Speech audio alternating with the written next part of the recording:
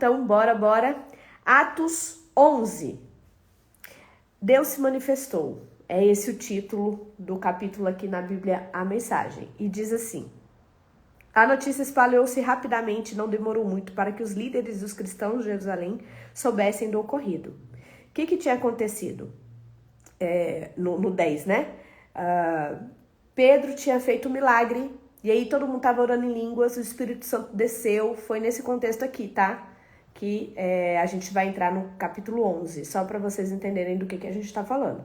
Antes do capítulo 11, teve o batismo do Espírito Santo. E aí tem essa historinha aqui. Então a notícia que se espalhou foi que houve o batismo do Espírito Santo. Eles foram informados de que alguns estrangeiros não judeus agora eram parte da comunidade. Quando Pedro voltou para Jerusalém, alguns de seus antigos companheiros, preocupados com a questão da circuncisão, vieram censurá-lo. Haverá sempre, gente, um padrão do mundo tentando censurar o padrão de Deus. E às vezes a gente precisa saber quem a gente é para a gente não permitir que isso aconteça, tá? Então, aqui está acontecendo, aconteceu quando Jesus estava fazendo o trabalho dele, acontece comigo, acontece com você, faz parte. Por isso, você precisa saber sua identidade, saber quem você é, para que você não tenha crises acerca desses conflitos que acontecem. O que pensa que está fazendo? Questionaram Pedro, né? Envolvendo-se com essa gente, comendo o que é proibido e arruinando a nossa reputação. Começando do princípio, Pedro contou toda a história. Eu estava na cidade de Jope, orando. Entrei em êxtase espiritual e tive uma visão. Um lençol imenso sustentado por cordas das 4 pontas. Desceu do céu e parou no chão, bem na minha frente. No lençol estavam animais do campo e selvagens, répteis e aves. Todo tipo de bicho. Fascinado, fiquei pensando naquilo. Então ouvi uma voz: vai em frente, Pedro, mate e coma. Respondi: de jeito nenhum, Senhor, nunca comi nada que não fosse preparado segundo os preceitos judaicos. Mas a voz falou de novo: se Deus diz que está tudo bem, está tudo bem. Isso aconteceu 3 vezes, depois o lençol foi puxado de volta para o céu. Foi aí que 3 homens de Cesareia apareceram na casa em que eu estava hospedado. O Espírito ordenou que eu fosse com eles sem fazer perguntas. Eu os acompanhei com 6 amigos até a casa do homem que havia mandado me chamar. Ele contou que tinha visto um anjo em sua casa, tão real quanto uma pessoa. O anjo lhe ordenara: mande buscar Simão em Jope, aquele que é chamado de Pedro. O que ele vai dizer salvará a sua vida. Na verdade, sua e de todos os seus. Então comecei a falar. Eu tinha apenas começado a falar quando o Espírito Santo desceu sobre eles, exatamente como aconteceu conosco no princípio. Naquele momento lembrei-me das palavras de Jesus. João batizou com água, mas vocês serão batizados com o Espírito Santo. Então pergunto a vocês, se Deus concedeu a eles o mesmo dom que deu a nós quando cremos em Jesus Cristo, como eu poderia me opor a Deus? Ao ouvir o relato, eles ficaram quietos e em seguida começaram a louvar a Deus. Então aconteceu, Deus se manifestou a outras nações, abrindo para elas o caminho da vida. Acho que está bem claro, né? Não preciso nem fazer comentários acerca disso. Pedro achou por bem, Pedro é sanguíneo, então Pedro achou por bem fazer o quê? Uma narrativa, uma explicação para aquele povo que estava questionando um ato dele. E o que ele argumenta? Se Deus disse, por que eu iria me opor a Deus, ainda que não seja um padrão judaico, ainda que não seja uma cultura nossa fazer dessa forma? Às vezes a gente precisa saber de quem é a direção, às vezes não sempre. Quantas vezes eu fui questionada acerca do que eu falo, gente? Por crente, por irmão. Mas isso não está na Bíblia, mas isso é horóscopo de crente. Mas isso aí é signo. Ah, mas isso aí é coach cristão. Ah, mas isso aí o conhecimento tomando lugar da palavra de Deus. Quantas vezes? Mas sabe o que me guarda? Me guarda porque não fui eu que busquei. Não estou ali para aparecer. A verdade é que, naturalmente, eu gostaria de estar bem deitadinha na minha cama, ao invés de ficar viajando 20 dias longe da minha filha, sacrificando muito tempo com a minha família. O que me respalda é que foi Deus que me comissionou para este lugar. E muitas pessoas estão sendo libertadas de jugo de escravidão justamente por conta desse conhecimento. Então, às vezes, as pessoas vão questionar o que você faz porque está diferente do sistema, e você só tem que ter uma paz que excede todo entendimento. Esse é o seu juiz. A paz que te comissiona é Deus.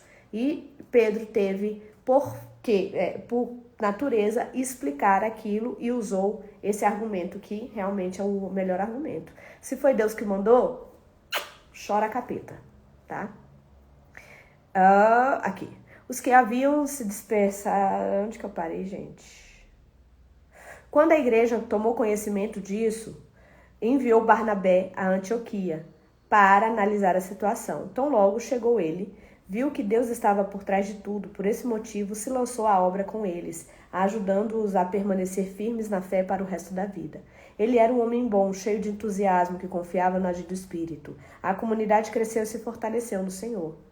Algum tempo depois, Barnabé foi a Tarso à procura de Saulo. Ele o encontrou e o trouxe para Antioquia. Passaram um ano inteiro ali, dirigindo as reuniões da igreja e ensinando o povo. Algumas pessoas acham que Paulo teve uma experiência de ser cegado e viver aqueles 3 dias ali, e logo depois já estava vivendo e falando e pregando o evangelho. A verdade é que não. Ele foi um ano discipulado, acompanhado por Barnabé, tá, gente? Então não foi da noite para o dia que Paulo deixou de ser aquilo que ele estava sendo.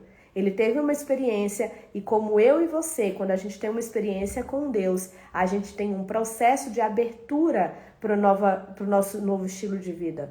Eu passei 2 anos depois da minha conversão para parar de acreditar em horóscopo, para parar de acreditar em tudo aquilo que eu acreditava que era a verdade. Então o processo de conversão, ele demora. Então, respeite aquela pessoa que, de repente, você falou alguma coisa e ela precisa entender que aquilo é bíblico, mas ainda se comporta de forma diferente. Respeite, existe um processo. E esse processo é acompanhado pelo Espírito de Deus, que vai nos convencendo do pecado. Com Barnabé e Paulo foi a mesma coisa.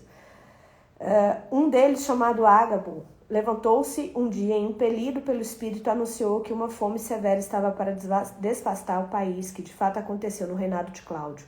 Então os discípulos decidiram enviar cada um que pudesse para ajudar os cristãos da Judéia. Coube a Barnabé e Saulo a tarefa de entregar a oferta aos líderes em Jerusalém.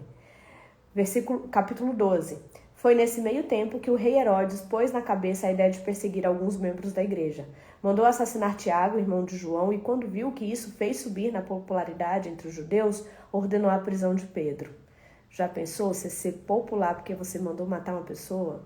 Misericórdia. O apóstolo ficou na cadeia, vigiando por 4 grupos de 4 soldados. O rei planejava deixar que o povo o linchasse depois da Páscoa. Durante todo o tempo em que Pedro esteve sob severa vigilância na cadeia, a igreja orou fervorosamente por ele. O dia em que Herodes havia marcado para a morte de Pedro estava chegando. Naquela noite, guardado por 2 soldados, um de cada lado, Pedro dormia como um bebê. Olha só, a paz que excede todo entendimento. Ainda na prisão, com sentença de morte, com data marcada para a morte, Pedro dormia como um bebê. Por quê? Porque ele estava seguro em Cristo. Esse é o nosso maior galardão, minha gente. Esse é o nosso maior galardão. É dormir em meio à tempestade, é dormir quando há um decreto de morte sobre a nossa vida, porque nós temos Cristo. Ele é a nossa paz. Ele é quem nos guarda de todo mal. Ele é quem nos dá a segurança no meio da pior tempestade da nossa vida. E eu não sei qual é a sua tempestade, mas eu vivo algumas aqui. E todas as vezes, minha gente, eu durmo, não há nada que roube, que tire a minha paz de deitar e dormir uma noite inteira diante do pior quadro, da pior situação que eu esteja vivendo. E a gente precisa aprender a usufruir disso, né? O nosso maior galardão é ter paz em meio à tempestade e dormir como um bebê, mesmo num decreto de morte sobre a nossa vida. Dormia como um bebê. Tô no 12:6, tá? Para quem tá acompanhando. Pedro dormia como um bebê. Havia ainda guardas na porta vigiando o lugar. Herodes não queria correr riscos. De repente, apareceu um anjo ao lado do prisioneiro e uma luz inundou a cela. O anjo acordou Pedro, depressa. As algemas caíram dos pulsos do apóstolo e o anjo ordenou: vista-se, calce os sapatos. Pedro obedeceu. O anjo disse ainda: vista o casaco e vamos sair daqui. Pedro seguiu, mas não acreditava que tudo aquilo fosse verdade. Achou apenas que estava sonhando. Depois de passar por 2 grupos de guardas, eles chegaram ao portão de ferro que conduzia à cidade, que se abriu automaticamente. Eles chegaram à rua sem nenhum impedimento. Na primeira esquina, o anjo o deixou e seguiu seu caminho. Foi quando Pedro percebeu que não estava sonhando. Não posso acreditar, isto é real. O Senhor enviou o seu anjo e me livrou das garras de Herodes. Que coisa mais linda, né?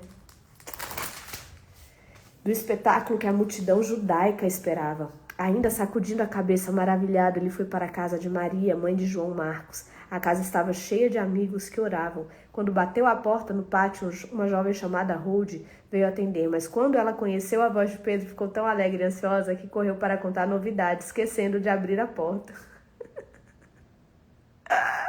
Essa só pode ser fleumática ou sanguínea, né, gente? Ela vê Pedro, fica feliz e deixa Pedro fora de casa. Mas eles recusaram a acreditar na palavra dela. Você perdeu o juízo? Mas ela insistia em sua história. Ainda céticos começaram a dar asas à imaginação. E Pedro lá fora, esperando alguém abrir a porta para ele entrar. Finalmente abriram a porta e quando viram que era ele mesmo, não sabiam o que dizer. Pedro os acalmou com um gesto. Depois de contar como o Senhor o havia tirado da cadeia, pediu: digam a Tiago e aos irmãos o que aconteceu. Em seguida retirou-se dali. Ao raiar do dia, a cadeia estava empolvorosa. Onde está Pedro? O que aconteceu com ele? Queria saber. Herodes mandou que trouxessem Pedro, e como ninguém sabia onde ele estava, nem conseguia explicar o que havia acontecido, os guardas é que foram executados. Cortem a cabeça deles, ordenou. Cansado da Judéia, os judeus, Herodes foi de férias para Cesareia. As coisas não iam mesmo bem para Herodes. O povo de Tiro e Sidom fazia oposição a ele, mas pediram a Blasto, braço direito do rei, uma audiência com Herodes. Uma delegação tentaria de boa vontade acertar a situação. O motivo é que dependiam da Judéia, porque vinham dessa província seu suprimento de comida, e a situação estava se tornando insustentável. No dia combinado, Herodes vestido a rigor, tomou seu lugar no trono e encantou com um linguajar pomposo e vazio. O povo também contribuiu com sua cota de falsidade, gritando louvores insinceros. A voz de Deus, a voz de Deus. Foi a gota d'água. Farto da arrogância de Herodes, Deus enviou um anjo para feri-lo. Herodes não dava nenhum crédito a Deus. Assim ali ele caiu. Podre até a alma, de modo horrível, morreu comido de bichos. Enquanto isso, a palavra de Deus se espalhava sem parar. Depois de entregar as doações às igrejas de Jerusalém, Barnabé e Saulo voltaram a Antioquia. Dessa vez levaram João, também chamado de Marcos. Deus é com você. Não importa quem são os seus perseguidores. Não importa quem disse que vai cortar a tua cabeça. Não importa quem disse que vai te mandar embora, que vai destruir a sua casa, a sua família. Não importa. Se você tem uma aliança com Deus, Ele vai à sua frente, vai consertando tudo, vai tirando seus inimigos do caminho. Essa é a nossa segurança, minha gente. É por isso que a gente não se justifica. Nós temos quem faça isso por nós. E a coisa mais linda de ver é isso aqui, ó. Troca o nome de Pedro pelo seu nome. Troca o nome de Tiago pelo seu nome. A gente passa por aflição, mas a gente nunca está sozinho. A gente nunca está desamparado. É a coisa mais linda. 13. A comunidade de Antioquia era abençoada com um grande número de profetas, pregadores e mestres. Barnabé, Simão também chamado de Negro, Lúcio de Cirene, Manaém, conselheiro do rei Herodes, Saulo. Um dia, enquanto adoravam a Deus, também estavam jejuando enquanto esperavam por orientação. Oração e jejum, esperando por orientação de quem? De Deus. Comissionem Barnabé e Saulo para a obra que determinei que fizessem. Eles obedeceram. Naquele ambiente de fervor, obediência, jejum e oração. Minha irmã, não adianta você falar que é crente se você não tem essas práticas. Desculpa. Jejum, fervor, oração e obediência são qualidades de quem crê em Deus, de quem caminha debaixo da liderança de Jesus. Achar que é na força da sua vontade, que é no seu linguajar, que é no glória a Deus, aleluia, isso aí não sustenta ninguém. Se a sua casa está nisso, se a sua confiança está no crentez, num glória a Deus vazio, se você não tem obediência, não jejua, não ora, não tem prática de fé, minha irmã, vigia, porque você não é crente, não. É naquele dia lá do juízo que Jesus vai olhar para você, não te conheço. Porque você não tem relacionamento, você não tem intimidade comigo, como esse povo tinha aqui.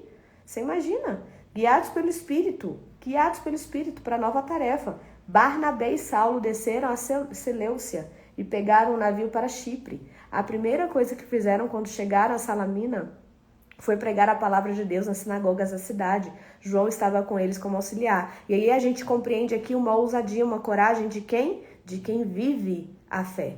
Não só no crentez, mas que vive. Você percebe que a postura deles após a morte e ressurreição de Cristo é completamente diferente? Ousado, intrépido. Por quê? Porque tem relacionamento, porque tem obediência, porque tem oração, porque tem jejum. É isso. Eles viajaram pela ilha em Pafos. Aí depois você vê aquele que você achava que era homem de Deus, aquela que você achava que era mulher de Deus, porque tinha um comportamento, cai, tem queda e você não sabe, é capeta. Não, não é capeta não, é falta de substância, é falta de sustentação. Está construído na areia, não está construído na rocha. É isso aqui, ó, que a gente tem que começar a observar. O que eu tenho de sustentação? Quem me sustenta de verdade? Porque não adianta só arrotar crentez, não. Tem que viver, tem que ter exemplo, tem que passar pela prova. E esses homens aqui são os nossos exemplos. Eles são os nossos exemplos. Eles viajaram pela ilha e em Pafos encontraram um mago judeu que havia conquistado a confiança do governador Sérgio Paulo, homem inteligente que não se deixava enganar com facilidade. O nome do mago era Bar Jesus, um homem que não merecia confiança. Desejoso de ouvir a palavra de Deus, o governador convidou Barnabé e Saulo, mas o sabe-tudo, pelo menos ele se julgava assim, convocou um tumulto, tentando impedir a conversão do governador. Então Saulo, ou Paulo, cheio do Espírito Santo, olhando-o bem nos olhos, disse: você é falso, um verdadeiro diabo. Você passa as noites inventando esquemas para enganar o povo. Mas agora que você desafiou Deus, o jogo acabou. Você vai ficar cego. Não vai ver a luz do sol por um bom tempo. Na mesma hora ele perdeu a visão, começou a tropeçar nas coisas e pediu que alguém o guiasse pela mão. Diante de tudo isso, o governador tornou-se cristão, muito impressionado com tudo o que era dito a respeito do Senhor. De Pafos, Paulo e seus companheiros navegaram até Perge, na Panfilha. Ali João desistiu da viagem. Importante a reflexão aqui. Bar Jesus, ele tinha influência, tá? Não era qualquer um, não era um doidinho, não. Era uma pessoa que as pessoas ouviam, que ele tinha uma certa visibilidade, engajamento. Tinha um perfil no Instagram que as pessoas gostavam de ouvir e assistir. Tinha. Mas Paulo não se intimida. Paulo confronta. Paulo diz: você é falso, você não é verdadeiro, você é o próprio demônio, porque a pessoa que engana o povo de Deus serve ao capeta. Então você é falso, você não é verdadeiro. Paulo não se intimidou com os números de likes, com os números de seguidores de Bar Jesus. Ele foi fiel à palavra, ele foi fiel a Deus, ele foi fiel àquilo que ele foi comissionado a fazer, que é pregar a palavra de libertação. Então, a gente também tem que começar a observar isso aí. Número de seguidores, engajamento ou coisas assim, não define se essa pessoa é mulher ou homem de Deus, tá? Às vezes uma pessoa pequenininha, que não tem influência, que ninguém escuta, é mais crente do que aquele que tem lá milhões de seguidores. É mais comum que isso seja verdade do que o contrário. E eu também não estou dizendo que, porque tem um número de seguidores, não. Eu só estou dizendo que, nesse contexto aqui, Bar Jesus tinha influência, era ouvido, mas enganava o povo, não era verdadeiro. De Pafos, Paulo e seus companheiros navegaram até Perge, na Panfilha. Ali João desistiu. No sábado foram à sinagoga, depois da leitura das Escrituras, a lei de Deus e os profetas. O líder da reunião lhes perguntou: amigos, vocês têm algo a dizer? Uma palavra de encorajamento, talvez? Precisava, né, gente? Ele pediu uma palavra de encorajamento, ele precisava disso. Paulo se pôs de pé, fez uma pausa, respirou fundo e disse: meus patrícios e amigos de Deus, ouçam. Deus teve um interesse especial por nossos antepassados. Libertou o nosso povo que vivia oprimido do Egito e os tirou de lá em grande estilo. Cuidou deles durante cerca de 40 anos naquele deserto e depois, tendo eliminado 7 inimigos que o enfrentavam, deu a eles a terra de Canaã. Tudo isso aconteceu no período de cerca de 450 anos. Até o tempo do profeta Samuel, Deus deu a eles juízes para liderá-los. Então eles pediram um rei e Deus designou Saul, filho de rei e filho de Quis, da tribo de Benjamim. Depois de Saul ter governado 40 anos, Deus lhe tirou o trono e o entregou a Davi, com essa declaração. 40 é um número muito significativo, viu? Então, se você está fazendo 40 anos, começa a ter uma busca intencional em Deus. Estou completando um ciclo de 40 anos. Há algo novo que vai acontecer na sua história a partir disso. porque 40 anos é um ciclo que se fecha muito significativo na Bíblia. Então, presta atenção nisso aí. Eu fiz um culto de ação de graças no meu aniversário de 40 anos, justamente intencionalmente para que Deus pudesse fechar, sei lá, em mim, um novo ciclo ali dos meus 40. O seu coração está em sintonia com o meu coração e ele fará toda a minha vontade. Não. Até o tempo do profeta Samuel, Deus deu a ele juízes para liderá-los. Depois de Saul ter governado, Deus lhe tirou o trono e entregou a Davi com essa declaração: vasculhei a terra e encontrei Davi, filho de Jessé. O seu coração está em sintonia com o meu coração e ele fará toda a minha vontade. Que Deus faça isso sim comigo e com você, né, minha irmã? Que Deus possa olhar para a terra e falar: encontrei o coração da Vivian, encontrei o coração da Marcela, encontrei o coração da Kati, e o coração dela se alinha com o meu. E através dele eu farei muitas coisas, porque ele fará a minha vontade. Ai, Pai. Dos descendentes de Davi, Deus fez surgir um Salvador para Israel, Jesus. Foi como prometera, mas somente depois de João ter anunciado sua vinda ao povo e preparando-os para uma mudança radical de vida. No final de seu ministério, João esclareceu: vocês pensam que eu sou o Messias? Não, não sou o Messias, mas aquele que vocês aguardam. Todos esses anos está para chegar e eu estou prestes a sair de cena. Prezados irmãos e irmãs, filhos de Abraão e amigos de Deus, essa mensagem de salvação foi enviada extremamente a vocês. O povo e os líderes de Jerusalém não os reconheceram como Messias e os condenaram à morte. Mesmo sem encontrar um bom motivo, exigiram que Pilatos o executasse. Eles fizeram apenas o que os profetas disseram que fariam, mas não tinham ideia de que estavam seguindo ao pé da letra o que os profetas haviam previsto. Embora os escritos desses profetas fossem lidos todos os sábados nas sinagogas que eles frequentavam. Cegos, né? Perde a visão, perde o sentido quando não estão alinhados com o projeto de Deus. Depois de terem feito tudo o que os profetas haviam previsto, eles o tiraram da cruz e o sepultaram. Deus, então, o ressuscitou dos mortos. Não há dúvida, ele apareceu várias vezes em vários lugares ao que haviam acompanhado por anos a Galileia. E essas pessoas continuam a dar testemunhos de que ele está vivo. Agora, estamos hoje aqui trazendo a boa notícia a vocês. A mensagem que Deus prometeu aos pais tornou-se real para os filhos, para nós. Ele ressuscitou Jesus exatamente como está escrito no Salmo 2. Meu filho, meu próprio filho, hoje eu o celebro. Quando ele o levantou dos mortos, fez isso de modo definitivo. Ele não vai voltar a morrer e se decompor, porque Isaías confirmou: vou dar a todos vocês as bênçãos prometidas a Davi. Essa é também a oração do salmista. Tu não vais deixar que teu santo se decomponha e apodreça. Depois de cumprir a missão para a qual Deus o designou, Davi morreu e está sepultado há muito tempo e seu corpo se decompôs. Mas aquele que Deus ressuscitou não se decompôs. Quero que vocês saibam, meus prezados, que é por causa de Jesus ressuscitado que o perdão dos pecados pode ser prometido a vocês. Ele realiza naqueles que creem tudo que a lei de Moisés nunca pôde realizar. Mas qualquer um que crê no Jesus ressuscitado é declarado bom e justo diante de Deus. Basta você crer que você é declarado bom e justo diante de Deus. Não façam pouco caso do que eu estou dizendo. Não queiram que a palavra do profeta se aplique a vocês. Cuidado, cínicos. Olhem bem, observem o mundo de vocês se despedaçar. Vou fazer algo bem diante dos seus olhos, em que vocês não vão acreditar ainda que estejam vendo. Quando a reunião acabou, Paulo e Barnabé foram convidados a pregar no sábado seguinte. Depois que a maioria do povo se dispersou, alguns judeus convertidos ao judaísmo vieram reunir-se com Paulo e Barnabé, que os exortaram, numa longa conversa, a ficar firmes na nova vida que estavam começando a viver, na graça de Deus. No sábado seguinte, praticamente a cidade inteira foi ouvir a palavra de Deus. Que lindo, né? A cidade inteira foi ouvir a palavra de Deus. Vendo a multidão, alguns judeus roeram-se de inveja. De novo, a invejinha tomando conta aqui do coração das pessoas. Ao invés de celebrar o que o outro está vivendo, né? Como Deus está usando, a exposição que Deus está trazendo para a vida daquelas pessoas, porque não é sobre quem ele expõe, mas a palavra que essa pessoa carrega, a pessoa sente inveja, a pessoa não consegue aplaudir, a pessoa não consegue celebrar. É triste, viu? Roeram-se de inveja e começaram a fazer oposição, aí começaram a falar mal de Paulo.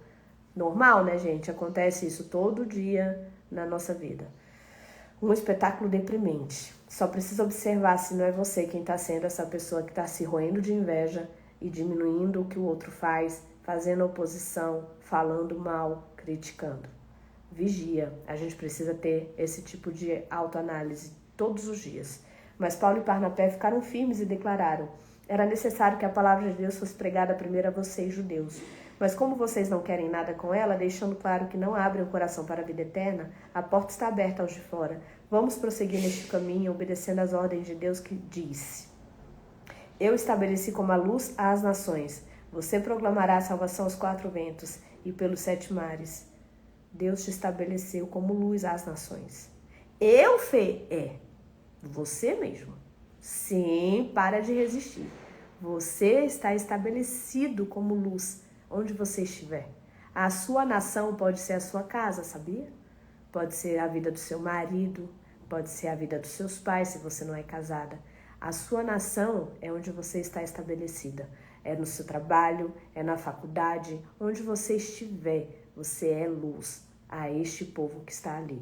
Então não se omita, não se esconda debaixo da mesa. Uma luz não pode estar escondida. A luz precisa brilhar e trazer clareza, trazer consciência, trazer entendimento para o povo.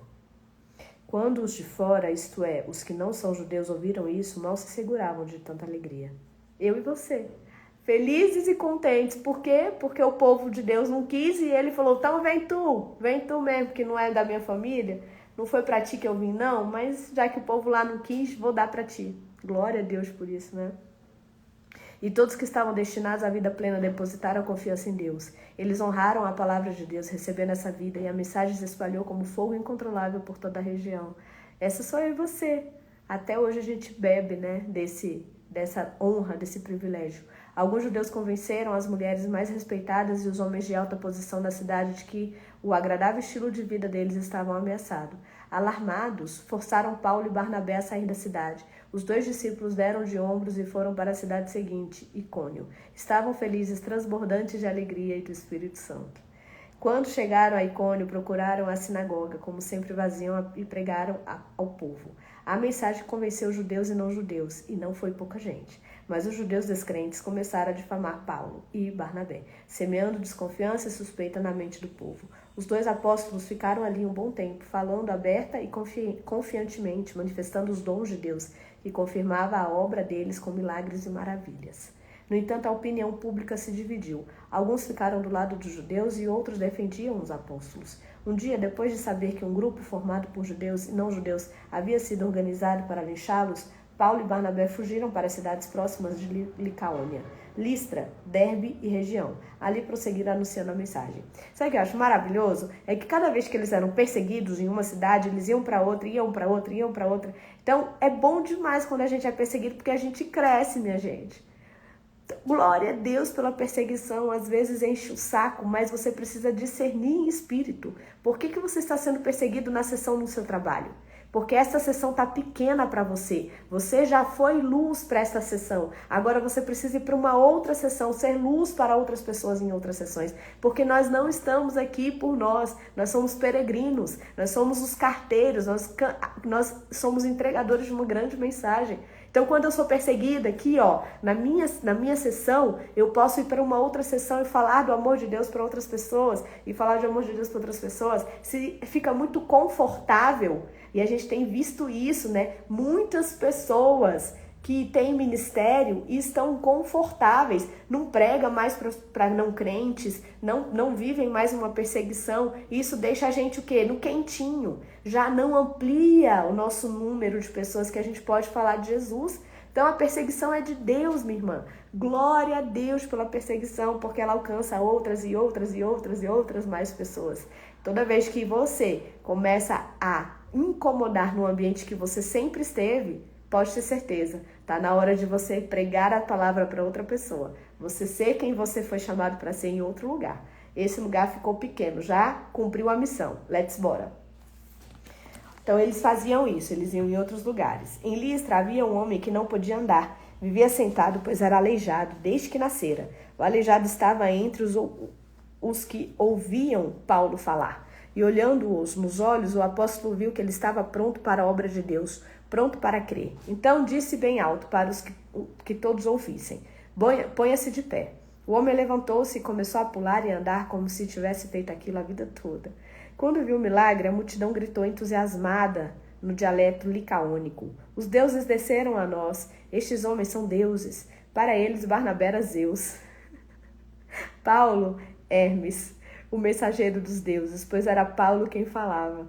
O sacerdote do santuário de Zeus organizou a procissão dos bois enfeitados e o povo em fila, caminhando para os portões, prontos para o ritual do sacrifício.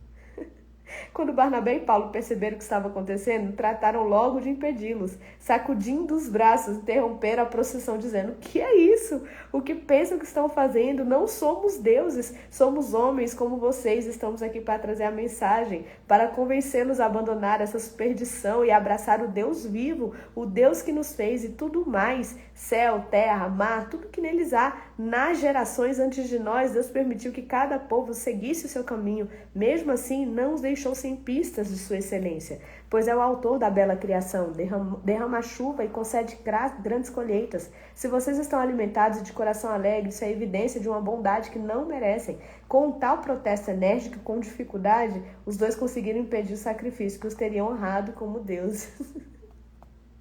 Logo depois, alguns judeus de Antioquia e de Icônio apareceram na cidade e induziram a multidão.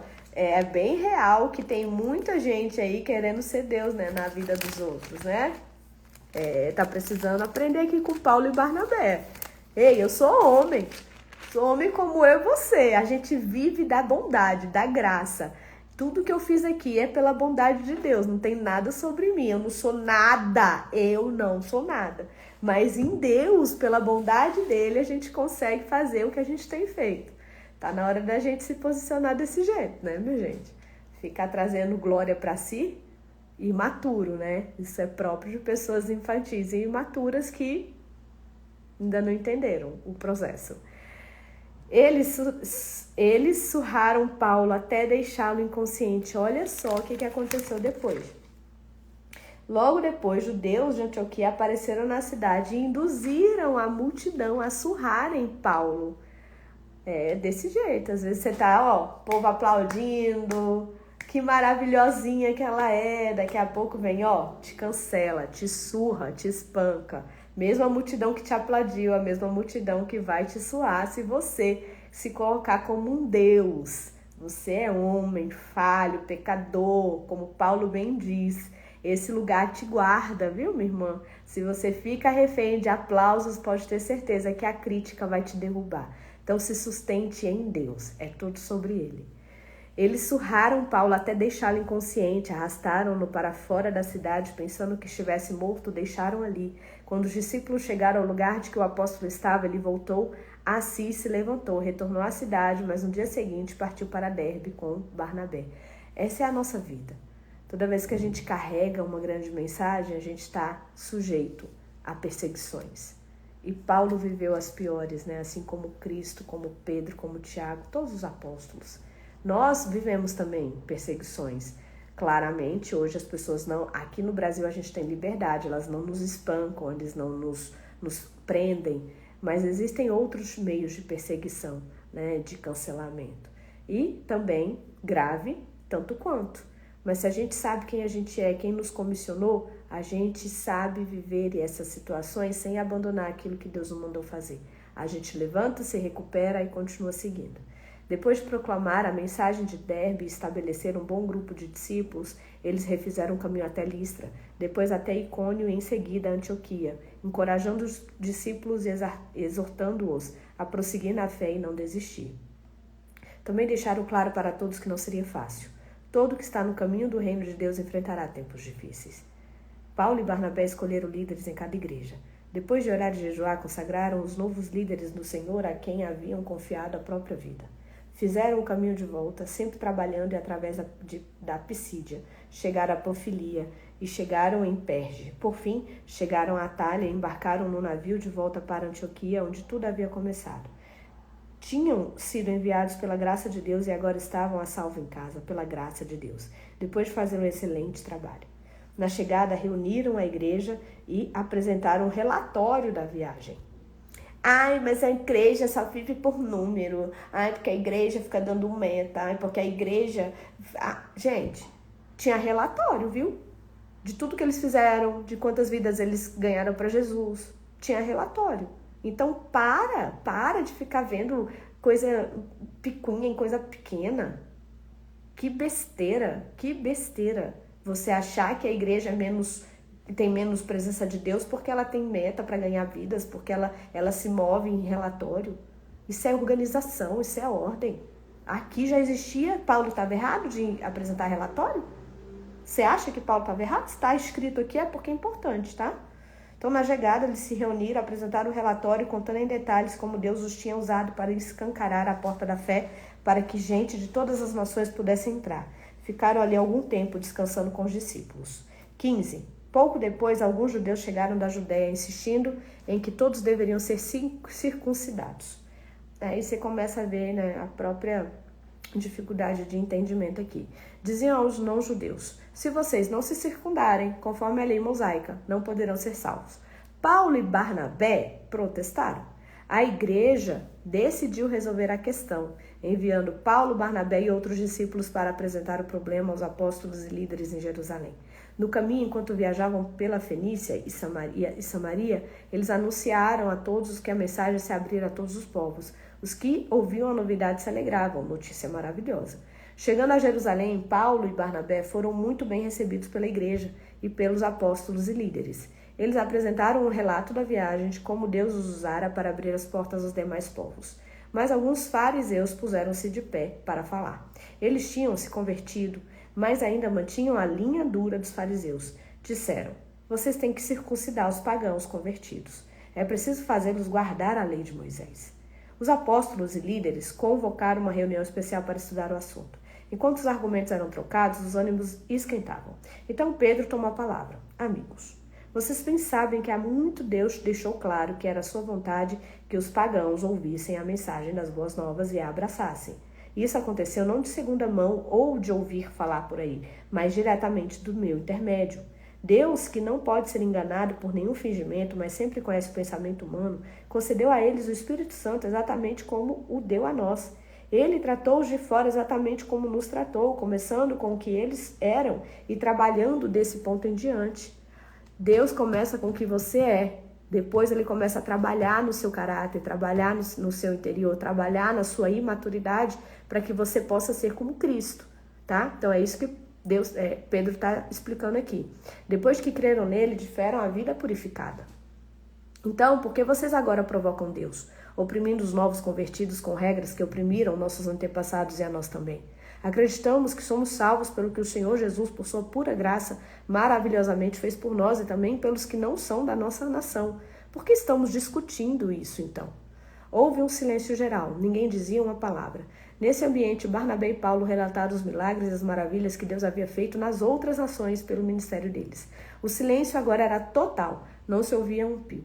Foi aí que Tiago quebrou o silêncio. Amigos, ouçam. Simão nos lembrou, falei que, pra mim, né, Tiago, ele tem uma qualidade aqui de uma pessoa que se posiciona, que coloca ali o que ele pensa, né? E eu acho linda essa característica. Tiago quebrou o silêncio. Os amigos ouçam. Simão nos lembrou de que Deus, desde o princípio, deixou claro que os não-judeus seriam incluídos no seu plano. Isso está em perfeita harmonia com as palavras dos profetas. Depois disso eu voltarei e reconstruirei a casa arruinada de Davi. Vou refazer tudo, eu os farei como nova outra vez. Então os outros povos que procuravam vão encontrar, eles terão um lugar para ir. Todos os povos pagãos estão incluídos na obra que farei. Deus prometeu isso e agora está fazendo. Não é um pensamento novo. Ele sempre quis que fosse assim. Por isso, esta é a minha decisão. Não vamos impor um peso desnecessário sobre os não-judeus que se convertem ao Senhor. Vamos escrever uma carta com estes dizeres. Não se envolvam em nenhum tipo de idolatria, guardem a pureza moral do sexo no casamento, não sirvam comida ofensiva aos judeus cristãos, como é o caso do sangue e da carne ritualmente impura.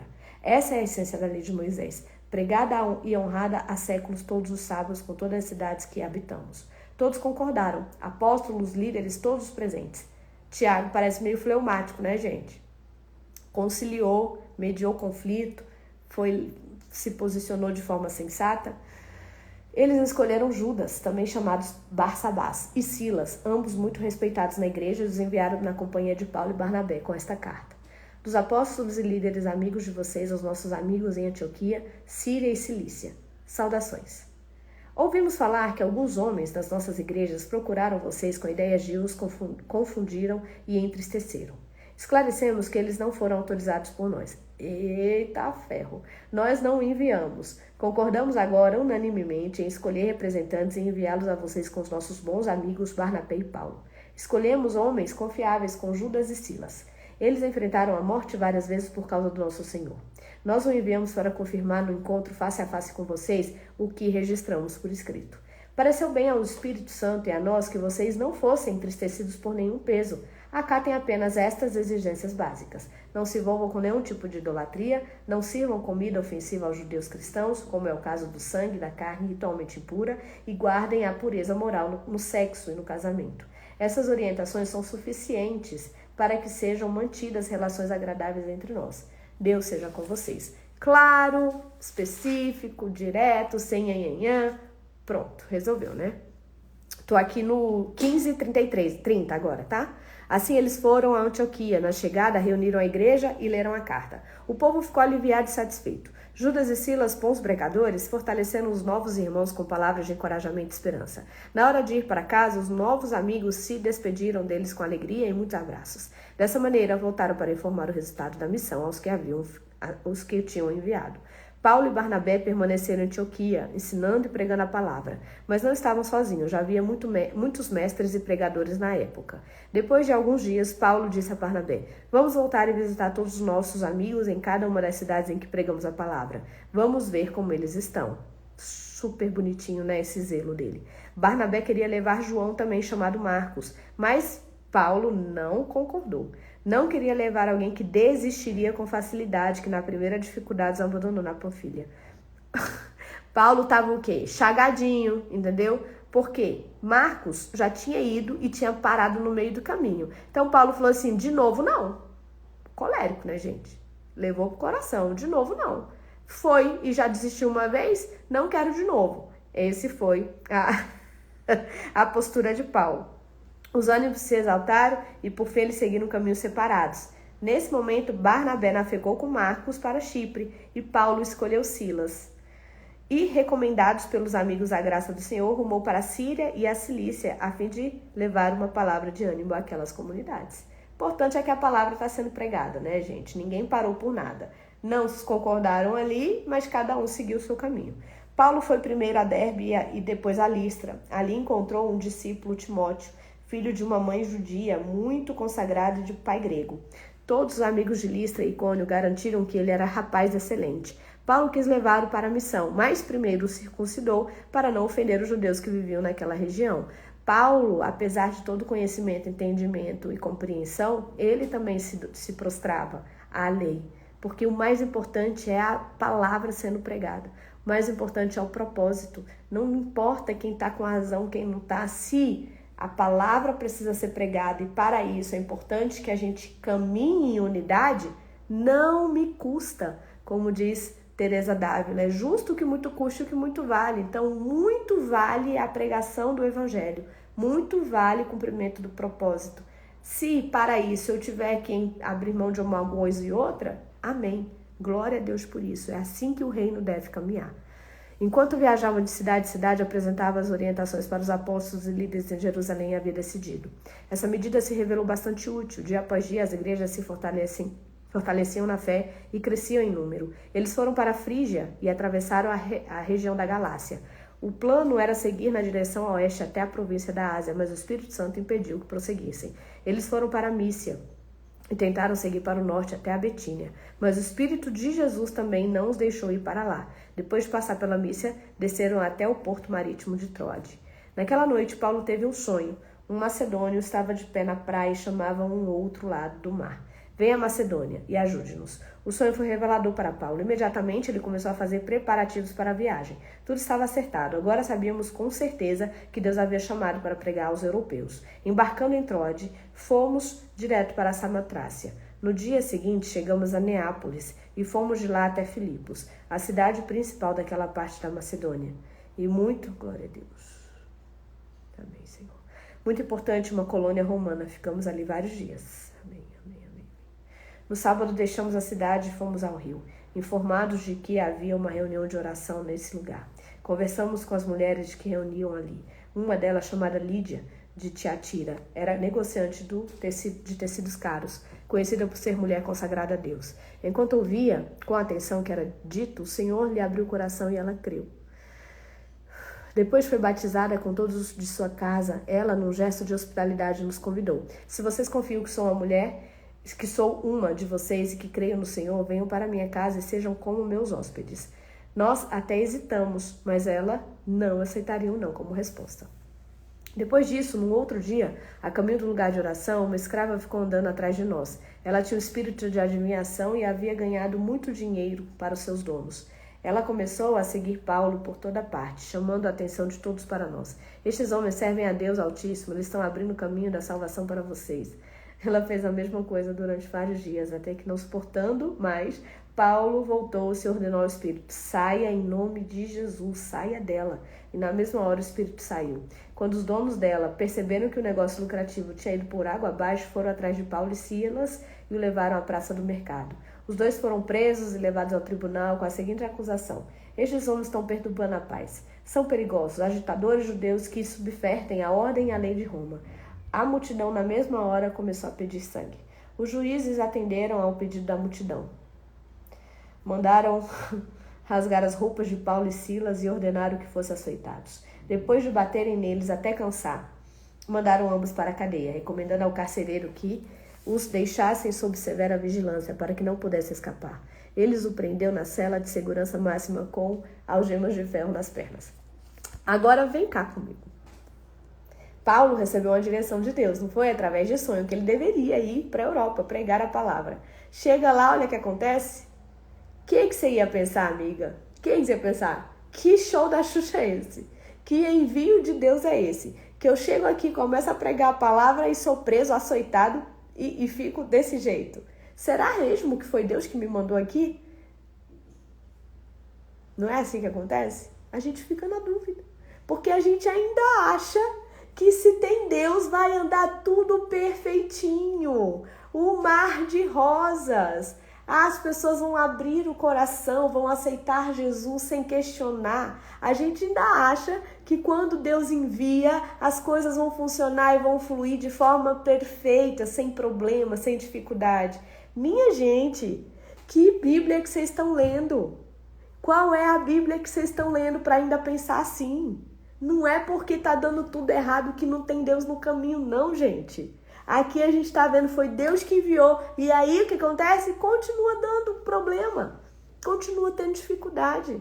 Porque isso é para testemunho. Isso melhora o testemunho, gente.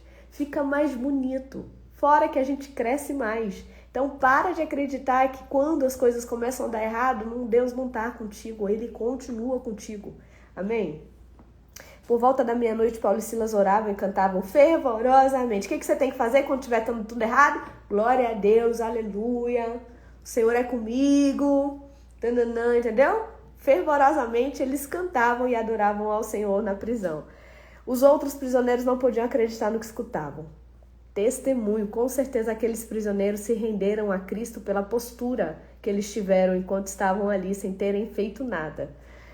Foi quando, de repente, aconteceu um terremoto, a cadeia inteira tremeu, todas as portas se abriram, os prisioneiros ficaram livres. Nisso, o carcereiro acordou e viu todas as portas da prisão abertas. Pensando que todos os prisioneiros tivessem escapado, sacou a espada e estava prestes a cometer suicídio, imaginando que seria morto de qualquer maneira. Mas Paulo gritou. Ai, é tão lindo, gente. Não faça isso, estamos todos aqui, ninguém fugiu. Então o carcereiro pegou uma tocha e entrou, trêmulo, caiu diante de Paulo e Silas. Ele os levou para fora e perguntou: senhores, o que devo fazer para ser salvo, para viver de verdade? Você crê que de repente Deus manda Paulo e Silas para a prisão por amor a esse carcereiro? Para que ele tivesse uma segunda chance? Para que ele pudesse conhecer a Jesus? Para que ele conhecesse o verdadeiro amor? Você crê que as perseguições que você está vivendo não é sobre você, mas Deus tem um alvo? Deus tem um alvo de curar, de transformar, de sarar, de resgatar a vida de um pecador? Você crê? Faz sentido que você ponha a sua dor, que você ponha seu cansaço? Faz sentido que você se sacrifique e glorifique ao Senhor no meio da tempestade? E glorifique ao Senhor publicamente quando tudo estiver dando errado? Porque é isso que vai fazer com que aquele pecador que está distante, que não conhece a Jesus, olhe para a sua postura diante dessa dificuldade e queira conhecer o Jesus que você serve, como foi com esse carcereiro. Nós somos os carteiros de uma grande mensagem. A gente não pode perder isso de vista. A gente não pode perder isso de vista. As nossas dores, as nossas crises, as nossas dificuldades não podem roubar o propósito da nossa história. Nós estamos aqui para glorificar, para que outras pessoas venham também querer conhecer o Jesus que a gente serve. E ele diz, né? Deposite a sua inteira confiança no Senhor e você terá a salvação e saberá o que é viver de verdade. E todos da sua casa também. Eles contaram a história do Senhor em detalhes. Toda a família estava reunida agora. Ninguém quis dormir naquela noite. O carcereiro os deixou à vontade e cuidou dos ferimentos deles. Eles nem pôde esperar amanhecer e foi logo batizado com toda a família. Depois ofereceu uma refeição em sua casa. O clima era de festa, uma noite para ninguém esquecer. Ele e sua família creram em Deus e todos na casa participaram da celebração.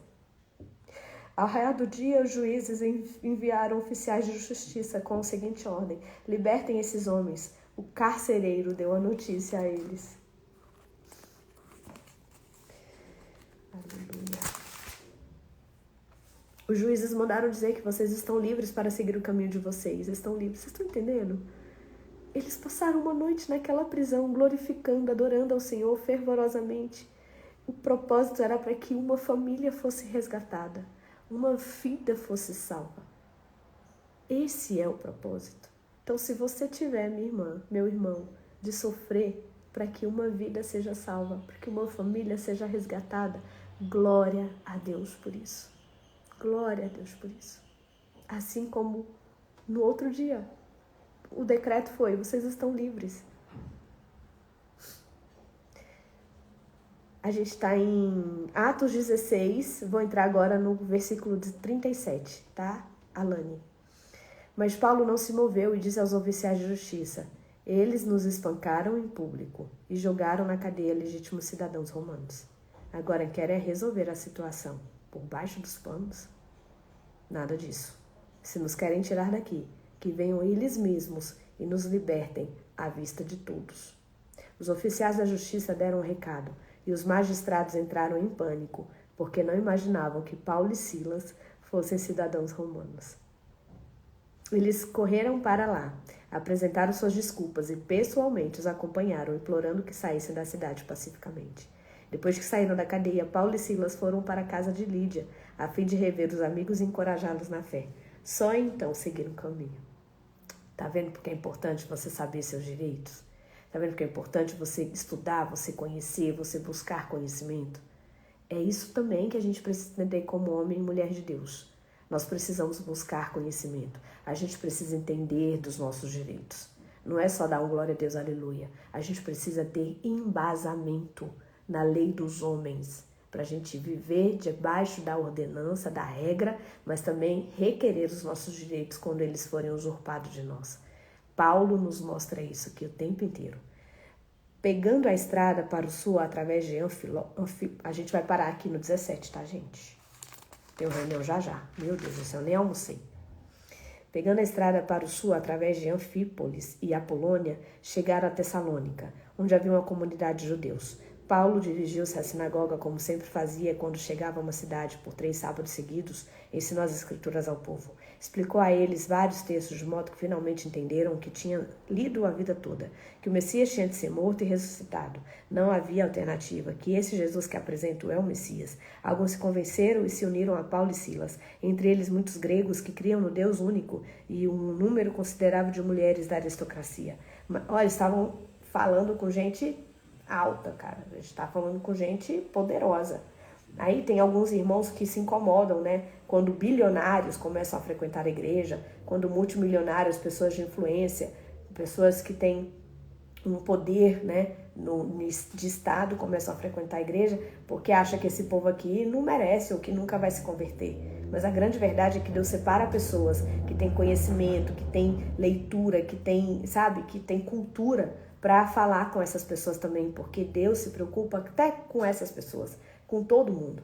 Então é importante a gente compreender o que Paulo representava para o evangelho. Alguns se convenceram e aí, loucos de inveja, reuniram um grupo de arruaceiros e uma turba terrível, aterrorizando a cidade, avançaram contra Paulo e Silas. Eles invadiram a casa de Jasson, pensando que Paulo e Silas estavam hospedados ali. Como não os encontraram, agarraram Jasson e seus amigos e o arrastaram à presença das autoridades da cidade, gritando como loucos. Esta gente quase destruiu o mundo e agora está aqui na porta da nossa casa, atacando tudo que damos valor. E Jasson, os que estavam escondendo, estes vira casacas e traidores, dizem que Jesus é o rei, que César não é nada.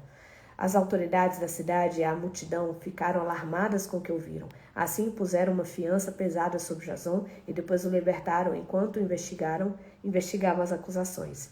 Naquela noite, no meio da escuridão, os amigos de Paulo e Silas os tiraram da cidade. Eles foram enviados a Bereia, onde mais uma vez se misturaram à comunidade judaica. Ali os judeus receberam a mensagem de Paulo com entusiasmo e se encontravam com ele diariamente, examinando as escrituras para ver se elas davam mesmo apoio ao que ele dizia. Foi muito melhor do que em Tessalônica. Você está vendo que até Paulo, ele era questionado? Ele pregava a palavra e as pessoas iam na palavra, iam na Bíblia, ia conferir se aquilo que ele estava dizendo estava escrito.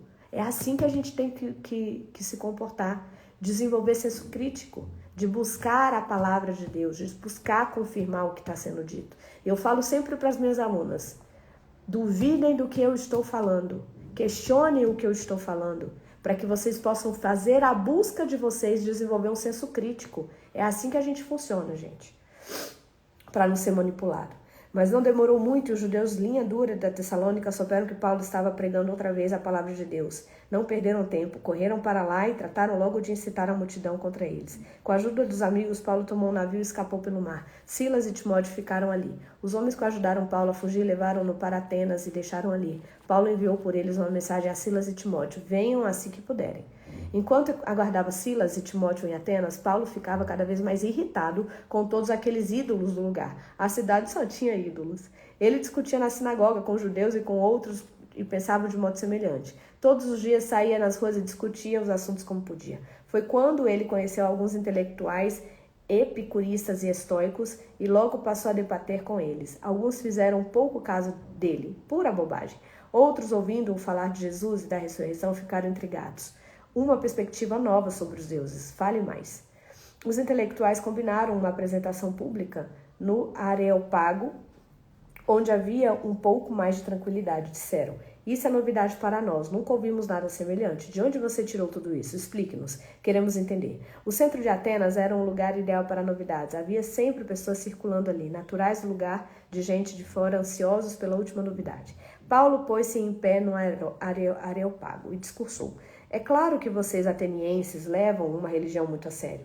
Eu, recém-chegado aqui, fiquei fascinado com a quantidade de santuários. Então, encontrei um deles com a inscrição: ao Deus que ninguém conhece. Estou aqui para apresentar a vocês justamente esse Deus, para que possam adorá-lo com inteligência, sabendo com o que estão lidando. Ou seja, Paulo apresentava clareza, verdade, transparência naquilo que ele falava. O Deus que fez o mundo e tudo que está nele. O Senhor dos céus e da terra não vive em santuários feitos sob medida, nem precisa da raça humana se desgaste por causa dele, como se ele pudesse tomar conta de si mesmo. Ele fez as criaturas. Nenhuma criatura o fez. Começando do nada, ele fez toda a raça humana e criou a terra habitável com muito espaço e tempo para uma vida em que pudéssemos buscar Deus e que, em vez de ficar tateando no escuro, pudéssemos de fato encontrá-lo. Não sei se você reparou, mas Paulo diz que Deus fez tudo e com estrutura de modo que tivesse tempo para buscar a Ele. Então a gente vive uma vida ordinária, nós vivemos uma vida secular, mas com um tempo determinado para buscar a Deus. Se está te faltando tempo na sua vida secular, na sua vida ordinária, presta atenção. Está na hora de você começar a corrigir a ordem de prioridade na sua vida. Deus, pessoas, coisas. Deus, pessoas, coisas. Quanto mais você se enche de Deus, menos necessidade do material. Quanto mais você se enche de Deus, mais interessado em pessoas você se torna e menos interessado no que é matéria você fica. Então você não está mais, eu quero ter. Não, você quer ser. Você quer ser parecido com Jesus. Você quer que a santidade dele brilhe em você. Você quer que a luz, o perfume dele exale onde você estiver. Ter não é mais importante. Ter a melhor casa, o melhor carro, não é mais importante, porque você se encheu daquilo que importa.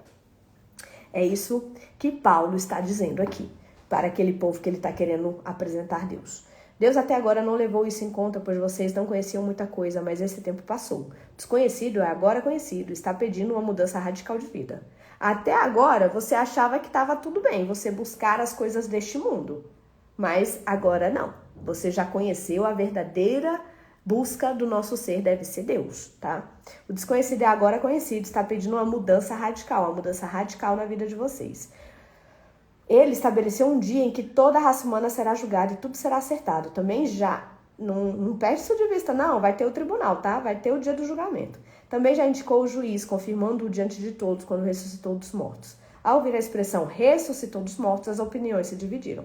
Alguns riram dele e começaram a fazer piadas. Outros disseram, vamos discutir que assunto em outra ocasião. Queremos ouvir mais. Mas era o suficiente por aquele dia e Paulo foi embora. Houve ainda os que foram convencidos ali mesmo e creram. Eles se uniram a Paulo. Entre eles, Dionísio, o Areopagita e uma mulher chamada Damaris.